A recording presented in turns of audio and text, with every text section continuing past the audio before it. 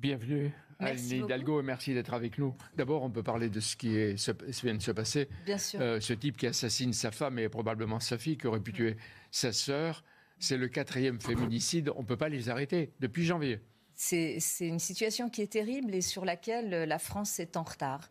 La France est en retard, par exemple, par rapport à l'Espagne. Moins que l'année dernière, déjà. Écoutez, voilà, 4 féminicides depuis le début d'année, ce drame, une situation qui est dénoncée par les femmes politiques, j'en fais partie, par surtout les associations, parce qu'il manque de moyens. Il manque dans notre pays les moyens d'accueil des femmes victimes de violences. Il manque une véritable politique de prévention. Muriel Robin en parle souvent. Il manque aussi ce que disent les associations, ce milliard d'euros. Il y a 1 milliard depuis de moyens. 2017. Non, c'est faux. Dit Elisabeth Moreno. C'est absolument faux. Un jour, vous combattrez peut-être avec elle. Oui, je débattrai avec elle, mais c'est absolument faux. Et je peux vous le dire parce que je me suis engagée depuis plus de 20 ans sur ce combat, notamment dans mes fonctions d'élue parisienne, pour créer des centres d'hébergement. J'ai vu combien c'était difficile, y compris d'obtenir dans ce quinquennat l'appui de l'État pour construire ces centres d'hébergement. Et puis, il faut maintenant une politique extrêmement volontariste qui n'existe pas. Donc vous estimez que vous la ferez enrayer. Bien sûr, et ça sera une de mes priorités. Vous êtes, Anne Hidalgo, dans une phase mémorielle. Vendredi, vous rendiez hommage aux victimes du terrorisme Bataclan. Aujourd'hui, vous serez avec le CRIF aux victimes de l'Hypercachère. Et hier, vous vous recueilliez devant la tombe de François Mitterrand à Jarnac. Pour Ségolène Royal, qui est probablement votre amie, elle estime que Jarnac, c'est une grosse ficelle qui ne marche pas. Et elle dit, ce rite ne permet d'acquérir ni le niveau, ni la stature d'un président. Elle est sympathique. Écoutez, je pense, vous avez évoqué des moments mémoriels très différents. Être présent pour commémorer les victimes des attentats terroristes de 2015, à Paris notamment, c'est bien sûr ma fonction, ma responsabilité. Très bien, mais à Jarnac, qu'est-ce que vous allez faire ? Je vais venir sur Jarnac, mais ce que je veux vous dire, Jean-Pierre Elkabbach, c'est qu'il nous faut absolument non seulement cultiver la mémoire, mais faire de la pédagogie, parce que ce qui s'est passé avec les attentats terroristes est un drame pour tout le pays et que bien sûr nous devons lutter contre, on a parlé tout à l'heure des violences faites aux femmes, nous devons lutter aussi avec cette même force contre le terrorisme. Elle dit que Jarnac, ça porte malheur. Ça porte malheur, dit-elle. Écoutez, elle parle peut-être de son expérience, peu importe, je ne vais pas engager ici un dialogue avec Ségolène Royal. Pour moi, ce qui est très mort important, en 96, qui l'a fait perdre ce qui est très important, et j'étais heureuse d'être aux côtés, bien sûr, des élus qui étaient là, et puis aux côtés de la famille de François Mitterrand, Gilbert Mitterrand et Mazarine Pinjot, d'être à leur côté et pour dire effectivement que François Mitterrand a été l'homme qui a permis à la gauche d'arriver au pouvoir dans notre pays. Il a permis à cette gauche républicaine qui a fait des réformes. Bien sûr que tout n'a pas été parfait. Bien sûr qu'il y a des points sur lesquels il y a sans doute débat. Mais je vais vous dire une chose. Moi, j'avais 20 ans en 81. Jamais de ma vie, je n'ai regretté les expériences de cette gauche, qui a duré d'ailleurs, de cette gauche au pouvoir, parce qu'elles ont permis quoi ? Des avancées sociales, des avancées c'est pas demain que ça recommencera en 80. Eh bien, écoutez, vous êtes aujourd'hui 8 de gauche, la droite 3 qui se fait la guerre. Vous 8, regardez ce que disait hier le Figaro. À 3 mois du scrutin, la gauche est en perdition. Les sondages ne décollent pas. Les tentatives de rassemblement font long feu. Jadot comme Hidalgo ou Taubira sont inaudibles. La gauche n'est pas loin du naufrage. Et vous jetez le journal, c'est pas bien ça pour vos collègues. Non, mais à côté, je le récupérerai. Ce que je peux vous dire, cher Jean-Pierre Elkabbach, vous connaissez la politique, vous aimez la politique et vous savez que la politique, c'est d'abord la vraie, pas le spectacle, pas ce qu'on nous sert là depuis des semaines et des semaines. Mais vous participez au spectacle. J'essaye d'y participer le moins possible, mais j'essaye d'être présente pour pouvoir porter une parole.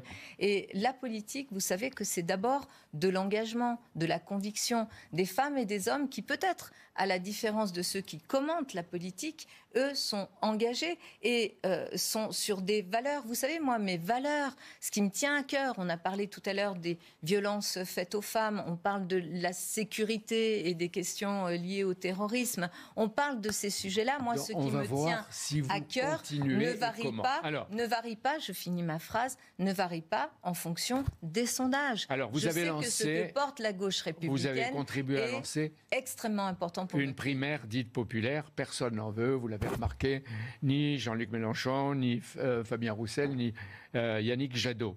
Vous avez pris acte hier devant Mitterrand de l'échec. Est-ce que vous maintenez votre participation à cette primaire? Ou est-ce qu'elle a un sens encore? J'ai proposé qu'il puisse y avoir un process, quelque chose qui nous permette de créer une dynamique et d'avoir quoi? Une candidature commune à ceux qui veulent gouverner Même si ce n'est pas la vôtre. Même si ce n'était pas la nôtre, mais après un débat à la loyale et après un vote à la loyale de nos concitoyens. Alors, comme il n'y a pas de primaire, qu'est-ce que vous faites? Je prends acte que Yannick Jadot, notamment, c'est bien, je viens de le dire. Mais vous, qu'est-ce que vous faites? Eh bien, vous maintenez la primaire ou vous dites c'est fini? Je ne vais pas participer seule à une primaire si une des forces politiques, je pense notamment aux Verts, leur candidat refuse de participer, alors que c'est là que ça avait du sens. Donc, pas de primaire, c'est fini. Je ne dis pas c'est fini aujourd'hui. Il y a ce processus différent de ce que j'ai dit, mais de la primaire populaire qui a fixé un rendez-vous au 15 janvier. Eh bien, le 15 janvier, nous verrons qui souhaiterait participer Christiane ou pas. Taubira, elle décidera cette semaine, probablement elle ira. Si elle y va, vous vous retirez? Mais enfin, Jean-Pierre Elkabbach, vous qui connaissez la politique, vous qui savez comment sont faits les engagements... Je ne connais pas toujours les êtres et ce qui est au fond des êtres. Écoutez, au fond des êtres, voilà, moi je suis candidate, je suis investie. Alors là, j'ai pris ce totem... Merci, réunir la France. J'ai pris, pardon Jean-Pierre Elkabbach, j'ai pris ce totem de l'unité parce qu'il me paraît important et parce que c'est aussi ce que demande le peuple de gauche. Ne jetez pas mon affiche, cher Jean-Pierre.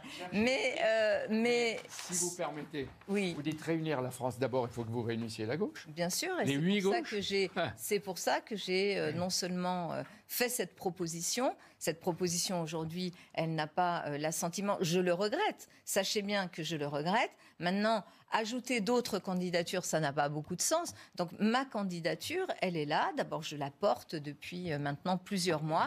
Elle est aussi la candidature, notamment soutenue par le Parti socialiste et par cette famille de cette gauche républicaine qui veut que la gauche gouverne en France. Christiane Taubira, est-ce qu'elle peut arriver? Est-ce qu'elle a des chances d'arriver à être présidente de la République? Non, mais vous qui la connaissez mieux que moi. Mais vous lui poserez la question, je ne suis pas là pour jouer à ce type de petit jeu. Mais est-ce que vous accepteriez d'être numéro 2 ou 3 derrière elle? Mais enfin, je voulais dire... Si elle est candidate. Jean-Pierre Elkabbach, je suis candidate. Si elle est candidate, elle ira avec je ne sais quelle force politique et je ne sais quel programme ou projet, mais ça ne retire rien au fait que ça sera une candidature de plus et pas une de moins. Donc moi, je suis candidate, soyons très clairs. Et il n'y a pas de femme providentielle ou d'homme providentiel. Non, et c'est là aussi le piège toujours de la présidentielle en France, où on attend l'homme ou la femme providentielle. On nous dit, ah oui, mais en 2017, Emmanuel Macron a réussi ce coup, je dirais pas de Jarnac, mais enfin, ce coup de Trafalgar. C'était Jarnac qui serait à nouveau président. Oui, mais sauf qu'en 2017, cher Jean-Pierre Elkabbach, en 2017, la gauche s'effondre pour des raisons très particulières, auxquelles d'ailleurs Emmanuel Macron a sa responsabilité. La droite s'effondre, je crois qu'à peu près à cette époque, il n'y avait pas encore l'affaire Fillon en 2017, et sort cette candidature. Mais ce n'est même pas une candidature d'homme providentiel, c'est une candidature qui, à un moment donné, dans des circonstances... Je parle de 2017, donc ça n'existe pas. L'homme ou la femme providentielle, ça n'existe pas, et tant mieux. Vous savez pourquoi?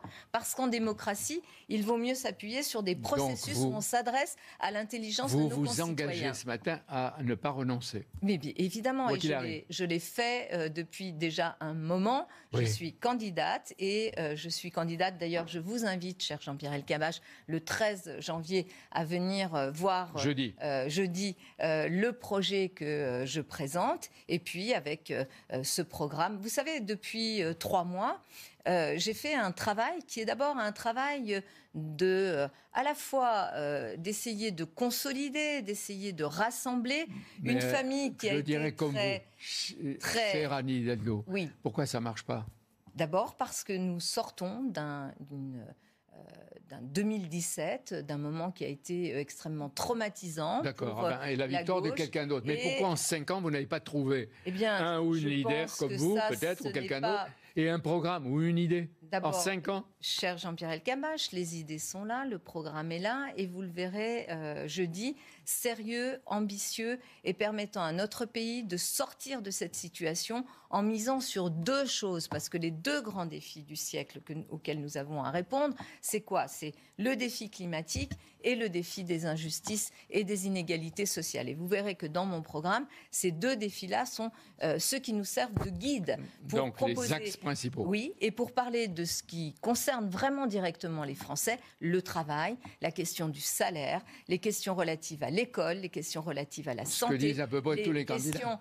Les questions relatives à la transition écologique, et j'apporterai notamment les propositions concrètes pour y remédier. Alors, depuis 3 mois, ce que j'ai fait, c'est rassembler ma famille, mettre en place les équipes, proposer ce chemin de l'unité qui est rejeté notamment par Yannick Jadot. Et donc maintenant, j'avance et je suis très concrète en vous disant que j'avance. Est-ce que vous pensez que vous pouvez passer devant Yannick Jadot?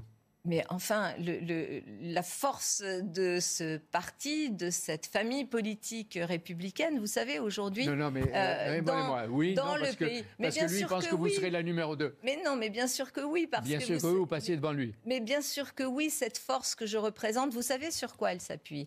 Elle s'appuie sur des milliers et des milliers d'élus locaux, de citoyennes, de citoyens partout dans le pays. Donc La preuve en est que je dois être une des rares, peut-être avec Valérie Pécresse, à avoir aujourd'hui tous mes parrainages. Combien, à peu près? Beaucoup plus qu'il n'en faut. C'est-à-dire beaucoup plus que les 500? Je vous donnerai les chiffres lorsque... beaucoup plus que 500. Oui, bien sûr. Est-ce qu'il faut que Zemmour et Éric et Marine Le Pen aient aussi leur parrainage et qu'ils participent en démocratie à cette élection? C'est la loi qui décide de qui participe en fonction des parrainages. S'ils ne les ont pas, c'est qu'ils ne méritent pas d'y participer. Vous pensez que ce ne serait pas un manque pour la démocratie? Ah non, vraiment que des gens qui représentent, eux, 13, 14% et 18%, soient pas. La démocratie, elle est définie avant les sondages par la loi. Et si la loi dit que les parrainages doivent être de 500 pour chacun des candidats sur la ligne de départ, c'est la loi qui doit s'imposer. Tant pis pour eux. Et la loi, c'est la démocratie. Tant pis pour eux. Ah oui, tant pis pour eux. Ça veut dire qu'ils n'ont pas convaincu 500 maires. Une précision. À Perpignan, le 12 décembre, vous avez comparé le sort actuel des Français musulmans à celui des Juifs français. Non, faux. Jean-Pierre Elkabbach, des années 1930. Non, absolument. C'était l'idée qui a été perçue.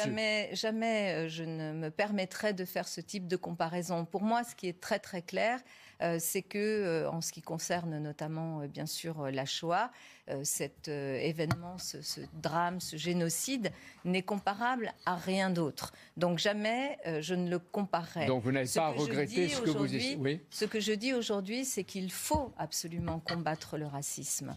Il faut combattre l'antisémitisme. Il faut combattre la stigmatisation. Il faut combattre Éric Zemmour et Marine Le Pen, qui colportent ces idées nauséabondes. D'accord, mais ils montent.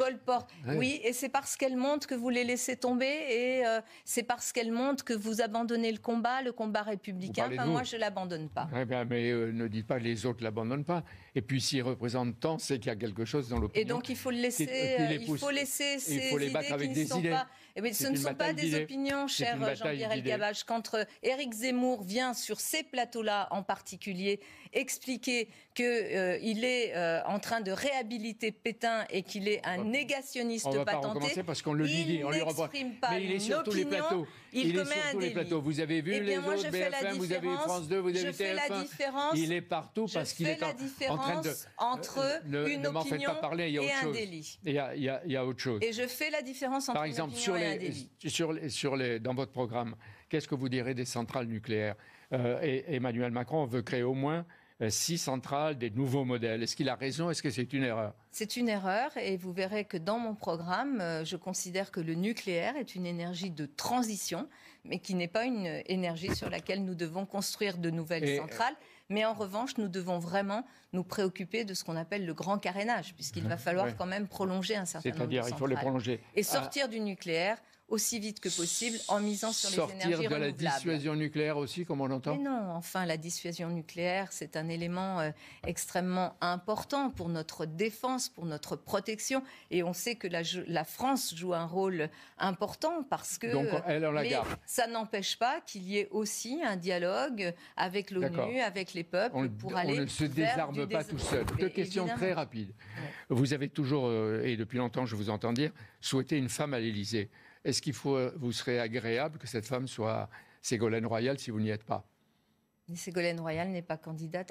Pardon, pas Ségolène Royal, Valérie Pécresse. Valérie Pécresse, c'est une femme, si elle est là. C'est la droite que je combats aussi, je la respecte. Mais si elle est élue, vous direz bien, il y a une femme? Je suis une femme républicaine et en tant que républicaine, je serai républicaine dans mon comportement vis-à-vis du président ou de la présidente qui serait élue, mais j'espère bien être celle-là. Ouais, mais s'il n'y a personne de gauche au deuxième tour, entre Pécresse et Macron, qu'est-ce que vous faites? Je vais m'employer à faire en sorte que cette offre de gauche républicaine que j'incarne, qui a réussi à faire justement aussi cette belle synthèse entre les questions sociales et les questions écologiques, mais en ayant la République chevillée au corps, je vais m'employer à faire en sorte que cette gauche républicaine soit au deuxième tour. Tenir ou y croire encore? Mes convictions, mes valeurs et surtout, j'aime le combat politique, vous savez, et j'aime mon pays. Merci d'être venu. Bonne journée. À vous.